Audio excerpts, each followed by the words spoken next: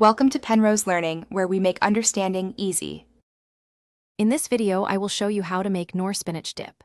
First, let's gather our essential ingredients.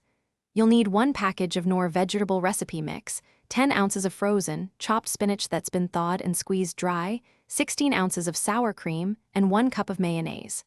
For an extra delightful crunch, consider adding 1 5-ounce can of chopped water chestnuts.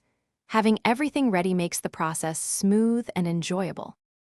Now, let's start building our dip's creamy foundation. Take a large mixing bowl and add your 16 ounces of sour cream and 1 cup of mayonnaise. Gently stir these 2 ingredients together until they are thoroughly combined and smooth. This step is crucial for achieving that perfectly consistent and luxurious texture that makes Knorr spinach dip so irresistible. Take your time to ensure everything is beautifully blended. Next, it's time to infuse our dip with its signature flavors. Carefully add the entire package of Knorr vegetable recipe mixed to your sour cream and mayonnaise base. Then, incorporate the 10 ounces of thawed and well-drained spinach.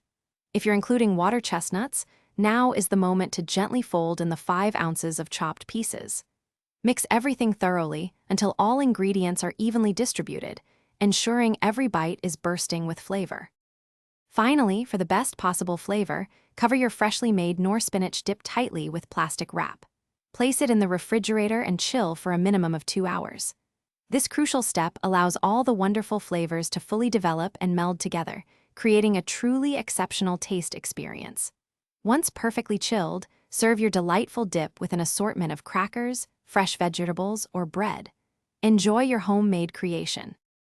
Thanks for watching. If this was helpful, leave a like and consider subscribing. See you next time.